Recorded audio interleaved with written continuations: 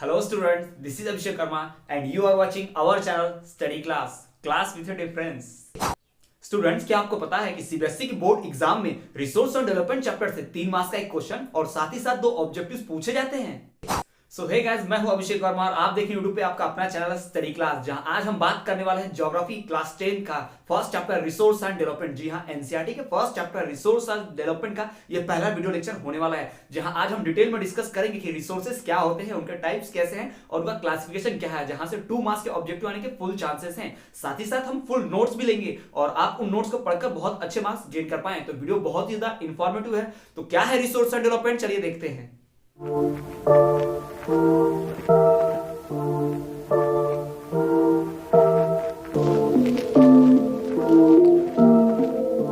Students, video शुरू करने से पहले मेरी आपसे एक छोटी सी रिक्वेस्ट, यदि आपको मेरा मेहनत जरा से पसंद आए तो प्लीज मेरे चैनल को सब्सक्राइब और इस वीडियो को लाइक और शेयर तो जरूर कीजिएगा। जी हाँ स्टूडेंट्स, यदि आप मेरे चैनल पर नए हैं तो चैनल को सब्सक्राइब कीजिए और इस वीडियो को अपने फ्रेंड्स और क्लासमेट के साथ जरूर शेयर कीजिए, ताकि वो भी नॉलेज गेन कर पाए और मुझे मोटिवेशन मिलती रहे इस तरह के और भी कंटेंट बनाने के लिए। मैं इस तरह के और भी कंटेंट बनाकर लाऊं और आप बोर्ड एग्जाम प्रिपरेशन बहुत ही अच्छे से कर पाए। तो चलिए स्टूडेंट, बिना किसी और देरी के वीडियो को शुरू करते हैं।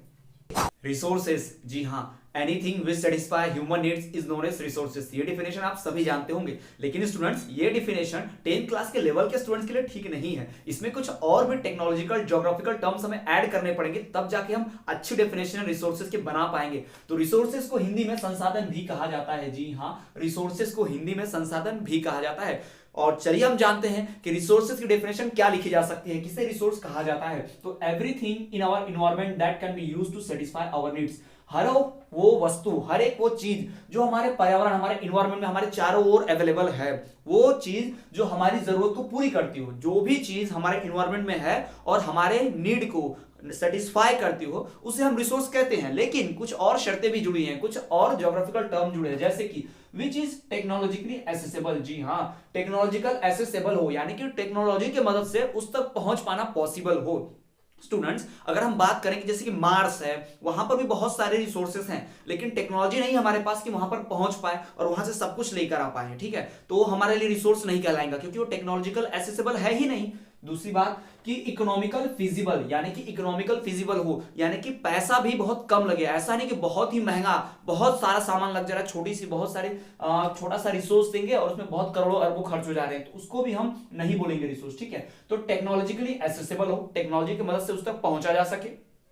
इकोनॉमिकली फिजिबल हो, यानी कि जिसमें पैसा कम लगे, हमारे बजट में रहे उस प्रोडक्ट को बनाना। जैसे कि 1 रुपए की वो छोटी सी माचिस है, उसको बनाने में अगर लाखों का खर्चा आ जाए तो उस माचिस को बेच के क्या फायदा, उसको कौन खरीदेगा इतने महंगे में। ठीक है, तो वो रिसोर्स नहीं कहलाएगी। ठीक है, तो कोई भी चीज जिससे टेक्नोलॉजी की मदद से जिस तक पहुंच सके और इकोनॉमिकल फिजिबल हो, यानी कि इसमें बनाने में खर्चा कम आए और कल्चरली एक्सेप्टेबल हो, यानी कि समाज उस तरीके को मानता हो कि हाँ भाई इस तरीके से काम करना सही है। अगर आप मान लीजिए ड्रग्स बनाते हैं, आप जहरीली चीजें बनाते हैं, जहरीली शराब बनाते हैं, तो ये चीजें कल्चरली एक्सेप्टेबल नहीं है, इसको हम इस्तेमाल नहीं कर सकते, उसको हम रिसोर्स नहीं बना सकते। ठीक है, तो रिसोर्स की डेफिनेशन क्या दी जाती है कि everything in our environment which satisfy our needs and, और क्या होना चाहिए, विच इज टेक्नोलॉजिकली एसेसेबल हो, इकोनॉमिकली फिजिबल हो और कल्चरली एक्सेप्टेबल हो। ये 3 टर्म हमें ऐड करने हैं। कौन से 3 टर्म ऐड करने हैं? पहला टेक्नोलॉजिकल एसेसेबल, दूसरा इकोनॉमिकल फिजिबल और तीसरा कल्चरली एक्सेप्टेबल। अगर ये 3 चीजें होंगी, टेक्नोलॉजिकल एसेसेबल, इकोनॉमिकली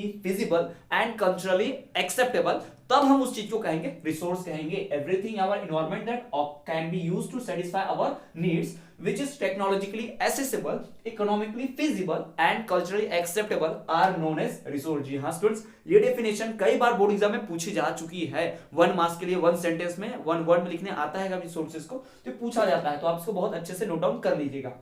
दूसरी बात स्टूडेंट्स कि रिसोर्स में कौन कौन आते हैं, क्या क्या रिसोर्स कहलाता है। हम ह्यूमन बीइंग्स, हम खुद भी रिसोर्स है। जी हाँ, क्योंकि हम ही तो इन रिसोर्सेज का इस्तेमाल करते हैं। आपने कभी किसी जानवर को, किसी बकरी को देखा कि वो कभी बहुत सारा गोल्ड पहन के घूम रही है? जी नहीं, उसके लिए वो रिसोर्स है ही नहीं। गोल्ड रिसोर्स किसके लिए? गोल्ड हमारे लिए है। कोई भी जानवर गोल्ड का इस्तेमाल नहीं करता, लेकिन हम करते हैं, क्योंकि हम ही तो वो रिसोर्स है जिसने उस गोल्ड को गोल्ड के लायक बनाया, ऑर्नामेंट बनाया, उसको शेप दिया गहना पहनने जैसा। ठीक है, तो हम ह्यूमन भी खुद भी बहुत ही इंपॉर्टेंट रिसोर्स हैं। रिसोर्स का बहुत ही इंपॉर्टेंट इसेंशियल कंपोनेंट है, पार्ट है। यानी कह सकते हैं human beings themselves are resource. ये आपको ध्यान रखना है, नोट याद रखनी है। और स्टूडेंट्स हम लोग रिसोर्स बनाते कैसे हैं? हम कोई भी सामान लेते हैं, उसमें थोड़ा सा दिमाग, थोड़ा सा टेक्नोलॉजी लगाते हैं, उसमें स्किल, थोड़ा सा गुण लगाते हैं और उसको चेंज कर देते हैं, कहाँ में? रिसोर्स में कर देते हैं। जैसे कि फॉर एग्जाम्पल हम लोग मिट्टी लेते हैं, लेकिन मिट्टी में हमारे पास स्किल है, हम मिट्टी को क्या करते हैं? पहले गूंथते हैं, उसको साफ सफाई करते हैं, कंकड़ पत्थर अलग करते हैं, उसको गीला करते हैं, फिर टेक्नोलॉजी लगाते हैं। आपने देखा होगा पॉटरी जो घड़ा बनाता है, वो लोग चरखे पे उसको रखते हैं व्हील के ऊपर और फिर मिट्टी को रख के उस पर घुमाते हैं, फिर धीरे हाथों से शेप देके अच्छा सा सुंदर सा मटका या फिर गमला बना लेते हैं। जी हाँ, तो हमने क्या किया? एक ऐसी चीज जिसकी कोई वैल्यू नहीं थी, यानी कि वो मिट्टी है, बेकार है, लेकिन उसको हमने अपनी स्किल और टेक्नोलॉजी की मदद से उस मटेरियल को क्या में कन्वर्ट कर दिया? रिसोर्स में कन्वर्ट कर दिया। तो जी हाँ स्टूडेंट, यही करते हैं हम ह्यूमन बींग्स। ह्यूमन बींग्स क्या करते हैं? किसी भी मटेरियल को स्किल और टेक्नोलॉजी की मदद से काहे में कन्वर्ट कर देते हैं? रिसोर्स में कन्वर्ट कर देते हैं, यानी कि उसे डेवलप कर देते हैं। तो यही तो हमारे चैप्टर का नाम है, यही तो हमें पढ़ना है कि रिसोर्स एंड डेवलपमेंट, यानी कि रिसोर्सेज का हम डेवलपमेंट कैसे करेंगे। रिसोर्सेज तो हम ऑब्वियसली पहले से जानते हैं, फिर रिसोर्सेज का क्लासिफिकेशन पढ़ेंगे और उसके बाद पढ़ेंगे कि इन रिसोर्सेज को कैसे डेवलप किया जा सकता है, कौन से रिसोर्सेज खराब हो रहे हैं, खराब होते रहे रिसोर्सेज को कैसे बचाना है और कैसे नए नए रिसोर्सेज डेवलप करने, इन्हीं की बात हमें करनी है इस चैप्टर में। तो स्टूडेंट्स ये होगा रिसोर्स की डेफिनेशन और कुछ दो इंपॉर्टेंट नोट्स की कैसे रिसोर्स बनाए जाते हैं। तो आप चाहे तो इसे पॉज करके स्क्रीनशॉट ले सकते हैं या फिर नोट डाउन भी कर सकते हैं। तो चलिए स्टूडेंट्स आगे बढ़ते हैं और देखते हैं हमारा classification of resources. So students, resources की डेफिनेशन को जान लेने के बाद, समझ लेने के बाद, अब हम बात करेंगे टाइप्स ऑफ रिसोर्सेज की, यानी कि हम पढ़ने वाले हैं क्लासिफिकेशन ऑफ रिसोर्सेज। जी हाँ, हम देखेंगे फ्लो चार्ट की मदद से कि रिसोर्सेज को कौन कौन से टाइप में बांटा गया है, क्लासिफाइड किया गया है। तो चलिए देखते हैं टाइप्स ऑफ रिसोर्सेज। स्टूडेंट्स एक बात आप ध्यान में रख लीजिए कि रिसोर्सेज को ब्रॉडली तीन कैटेगरीज में डिवाइड किया गया है। एक नेचुरल रिसोर्स, दूसरा ह्यूमन खुद भी एक रिसोर्स है और तीसरा ह्यूमन मेड रिसोर्स। जी हाँ, एक ऐसा रिसोर्स जो नेचर में पाया जाता है, दूसरा रिसोर्स जिसे ह्यूमन खुद बनाता है और तीसरा ह्यूमन भी तो एक रिसोर्स है। जी हाँ, वो भी नेचर में ही, तो नेचर का ही पार्ट है, लेकिन वो दूसरे रिसोर्स क्रिएट कर सकता है, इसलिए हम उसे अलग नाम भी दे रहे हैं, उसे खुद भी एक रिसोर्स कह रहे हैं। जो हमने स्टार्टिंग में भी पढ़ा था कि human being themselves are the essential component of resource. जी हाँ, वही बात। तो याद रखिए ब्रॉडली रिसोर्सेज को तीन कैटेगरीज में बांटा जाता है। पहला नेचुरल रिसोर्स, दूसरा ह्यूमन रिसोर्स और तीसरा ह्यूमन मेड रिसोर्स। जी हाँ, तो उसी की बात हम करने वाले हैं। चलिए पढ़ते हैं यहाँ पर क्लासिफिकेशन। क्लासिफिकेशन में नेचुरल रिसोर्सेज दो टाइप के होंगे। ऐसा रिसोर्स जो रिन्यूएबल होगा और नॉन रिन्यूएबल होगा। ध्यान से देखिए। जी हाँ स्टूडेंट्स, आपको डेफिनेशन याद भी नहीं करना पड़ेगा, आप यहाँ पे थोड़ा सा देख लेते हैं। तो देखिए, नेचुरल रिसोर्सेज को दो भागों में डिवाइड किया गया है। एक होता है रिन्यूएबल, दूसरा होता है नॉन रिन्यूएबल।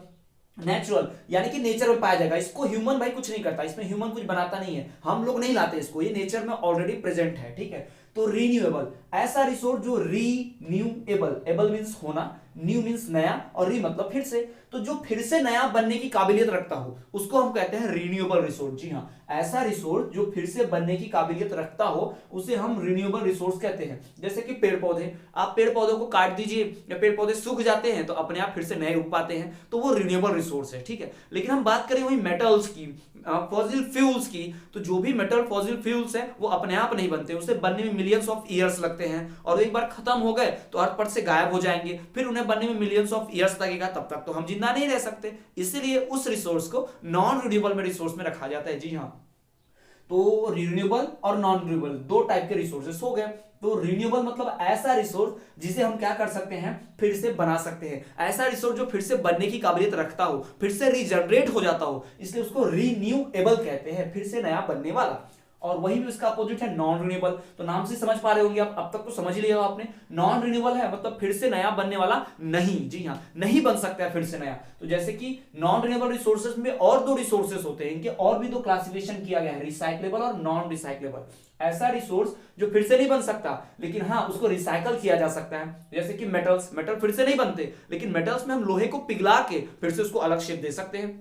जैसे कि फॉर एग्जांपल कोई बाल्टी है लोहे की, वो बाल्टी है लोहे की, तो लोहे की बाल्टी अगर फूट जाती है, मान लो उसमें छेद हो जाए तो हमारे काम की नहीं रहेगी, लेकिन उस बाल्टी को पिघला के हम मेटल का कोई और शेप दे सकते हैं, कुछ और बना सकते हैं जो हमारे काम का है, यानी कि हम उसको रिसाइक्लेबल कर सकते हैं। लेकिन बात करते हैं कोयले की, आप कोयला लेकर आइए, उसको जलाइए, लेकिन जलाने के बाद तो राख में कन्वर्ट हो जाएगा, फिर क्या हम फिर से उससे कोयला बना सकते हैं? पिघला के जला के एनी हाउ प्रोसेस नहीं बना सकते, तो वो हमारे लिए नॉन रिसाइक्लेबल है। रिसाइक्लेबल आपको पढ़ चुके हैं, पहले भी आप पढ़ चुके होंगे, आपने इसके पहले पढ़ा होगा कि रिसोर्सेज में 3R का फॉर्मूला होता है, RRR। जी हाँ, रिसाइकल, रीयूज, रीजनरेट, इस तरह का फॉर्मूला होता है। जी हाँ, तो ऐसा रिसोर्स जिसको फिर से बनाया जा सकता है उसको रिसाइक्लेबल, जिसको फिर से इस्तेमाल करने लायक नहीं बनाया जा सकता उसको नॉन रिसाइक्लेबल, ठीक। और रिन्यूएबल जो फिर से बन सकता हो अपने आप, और जो नहीं बन सकता उसको नॉन रिन्यूएबल, ठीक है। तो ये रिन्यूएबल रिसोर्स भी दो टाइप में बटे हैं, एक होता है कंटिन्यूअस और फ्लो, दूसरा बायोलॉजिकल। यानी कि आप समझ लो एक ऐसा होगा जो लिविंग और नॉन लिविंग, जी हाँ। बायोटिक रिसोर्स को आप जानते होंगे, biotic, abiotic, living, non living. Wind, sunlight, air, ये जो अभी देख रहे हैं हवा, हम ह्यूमंस बनाते क्या, एयर नहीं बनाते, नेचर में है। सनलाइट हम लोग लाते हैं, नहीं लाते, वो नेचर से मिल रहा है। तो ये ऐसे रिसोर्स है जो कंटिन्यूअस और फ्लो, लगातार है, लगातार आते रहता है, कभी खत्म नहीं होता। सनलाइट ऐसा तो नहीं है कि खत्म होगी एक दिन, ठीक है, वो हर दिन सन आता है, हर दिन लाइट मिलता है, ठीक है। एयर की बात करें, हवा हमेशा बहती रहती है, कभी ऐसा हुआ कि एयर पूरी खत्म होगी अर्थ में से, कभी ऐसा हुआ क्या, नहीं होगा ना, अभी तक हुआ है। तो कहने का मतलब जो रिन्यूएबल रिसोर्स है वो दो टाइप के होते हैं, एक नॉन लिविंग वाले जो कि कंटिन्यूअस और फ्लो मिलते रहेंगे हमेशा लगातार, और फिर आता है बायोलॉजिकल जिसके अंदर जान होती है, बायोलॉजिकल मींस जान, जिसके अंदर लाइफ हो, जैसे कि नेचुरल वेजिटेशन और वाइल्ड लाइफ, यानी कि फ्लोरा और फौना पढ़ा होगा आपने, जी हाँ। बायोलॉजिकल रिसोर्सेज दो टाइप के होते हैं, एक तो फ्लोरा और दूसरा फौना, पेड़ पौधे और जंगली जीव। तो इस प्रकार से रिसोर्स क्लासिफिकेशन किया गया है। तो यहां पर आप पूरा टेबल देख पा रहे होंगे, आप चाहिए तो इसको पॉज करके स्क्रीनशॉट ले लीजिए, या फिर पॉज करके आप नोट डाउन भी कर सकते हैं, फ्लो चार्ट बना भी सकते हैं स्टूडेंट्स। तो यहां पर टाइप्स ऑफ रिसोर्सेज मेनली तीन कैटेगरी में बटे हुए हैं, ध्यान में रखिएगा। पहला कैटेगरी कौन सा, नेचुरल रिसोर्स जो नेचर से मिलता है, दूसरा ह्यूमन खुद भी एक रिसोर्स, और तीसरा ह्यूमन मेड रिसोर्स। जी हाँ, ह्यूमन जो रिसोर्स है, हम लोग क्या करते हैं, हम स्ट्रक्चर, बिल्डिंग्स बनाते हैं, इंस्टीट्यूशन बनाते हैं, सिस्टम बनाते हैं, कॉन्स्टिट्यूशन बनाते हैं, तो हमारा स्ट्रक्चर और इंस्टीट्यूशन है। फिर इंसान भी अलग अलग क्वालिटी का होता है, ऐसा इंसान जिसने डॉक्टरी की पढ़ाई की है तो डॉक्टर बन सकता है और वो लोगों का इलाज करके भला कर सकता है, ठीक है। तो उसकी क्वांटिटी होगी, उसकी क्वालिटी हो गई है, ठीक है। तो ह्यूमन भी अलग अलग टाइप में ऐसे बटे हुए हैं। तो यहां पर आप रिसोर्सेज से कैटेगरीज देख पा रहे हैं। अक्सर बोर्ड एग्जाम में क्या पूछा जाता है कि कंटिन्यूअस और बायोलॉजिकल क्या है, कंटिन्यूअस और फ्लो क्या है, बायोलॉजिकल क्या है। फिर पूछा जाता है कि रिसाइक्लेबल, नॉन रिसाइक्लेबल क्या है। तो इस प्रकार से पूछा जाता है। तो स्टूडेंट्स ये होगा हमारा टाइप्स ऑफ रिसोर्सेज का क्लासिफिकेशन, और हमने देख लिया फ्लो चार्ट की मदद से कि रिसोर्सेज का क्लासिफिकेशन कैसे किया जाता है और टाइप्स ऑफ रिसोर्सेज क्या है। तो चलिए हम बढ़ते हैं हमारे अगले टॉपिक की ओर। स्टूडेंट्स, रिसोर्सेज की डेफिनेशन और रिसोर्सेज के टाइप पढ़ लेने के बाद अब हम बात करेंगे क्लासिफिकेशन ऑफ रिसोर्सेज की। जी हाँ, रिसोर्सेज को उनके ओरिजिन के बेस पे कि वो कहां से ओरिजिनेट हुआ है, उसके टाइप के बेस पे, यानी कि वो किस तरह से इस्तेमाल में आता है, उसका मालिक कौन है, रिसोर्सेज को ओन कौन करता है, ऑनरशिप के बेस पे ऐसे डिफरेंट डिफरेंट टाइप्स बटे हुए। जी हाँ, जैसे कि कोई रिसोर्स मान लो अगर लिविंग थिंग से मिलता है तो उसको क्या बोलेंगे, नॉन लिविंग थिंग से मिलता है तो उसको क्या बोलेंगे, या फिर कोई रिसोर्स का मालिक एक आदमी है तो उसको क्या बोलेंगे, किसी रिसोर्स की मालिक पूरी कंट्री, पूरा देश है तो उस रिसोर्स को क्या कहेंगे। इस टाइप पे बेस पर क्लासिफिकेशन किया गया रिसोर्सेज का, और बोर्ड एग्जाम में सवाल यहीं से पूछा जाता है। जी हाँ, 3 मार्क्स के लिए सवाल यहीं से पूछता है कि आप बताइए कि इस रिसोर्स का क्लासिफिकेशन किस टाइप पर है, ऑनरशिप के बेस पे, ओरिजिन के बेस पे रिसोर्सेज का क्लासिफिकेशन कीजिए, और वो भी एग्जांपल के साथ। जी हाँ, तो ये सब कुछ हम पढ़ेंगे अपने नेक्स्ट वीडियो लेक्चर में। जी हाँ स्टूडेंट्स, आज के इस वीडियो लेक्चर में इतना ही। आई होप वीडियो लेक्चर आपको पसंद आया होगा। यदि आपको मेरी मेहनत जरा सी पसंद आई है तो प्लीज मेरे चैनल को सब्सक्राइब और इस वीडियो को लाइक और शेयर तो जरूर कीजिएगा, ताकि मुझे इस तरह के और भी कंटेंट बनाने की मोटिवेशन मिलती रहे और मैं आपके लिए नए नए कंटेंट बनाकर ला सकूं और आप बहुत ही अच्छे से बोर्ड एग्जाम प्रिपरेशन कर पाएं। स्टूडेंट्स, यदि आपको कोई डाउट है तो आप कमेंट कर दीजिए, हम आपके डाउट दूर करने की पूरी कोशिश करेंगे। आप और भी वीडियो लेक्चर्स, एजुकेशनल न्यूज चाहते हैं तो आप हमारे वीडियो के डिस्क्रिप्शन लिंक में जाइए, आपको टेलीग्राम ग्रुप की लिंक मिलेगी, आप उसे ज्वाइन कर लीजिए ग्रुप को। आपको वहां पर पीडीएफ फॉर्म में नोट्स, बहुत सारे एजुकेशनल न्यूज और वीडियो लेक्चर्स भी मिलेंगे। इसी तरह और भी एजुकेशनल न्यूज, वीडियो लेक्चर्स के लिए आप हमें फेसबुक, इंस्टाग्राम और टेलीग्राम पे फॉलो करना ना भूलें, हम हर जगह हैं। तो स्टूडेंट्स, ये थी video resource and development geography के चैप्टर नंबर 1 का फर्स्ट वीडियो लेक्चर। जी हाँ, मिलते हैं आपसे अब नेक्स्ट वीडियो लेक्चर में। तब तक के लिए आप हमारे चैनल पे बने रहिए, देखते रहिए study class. You are the future of India. Piece.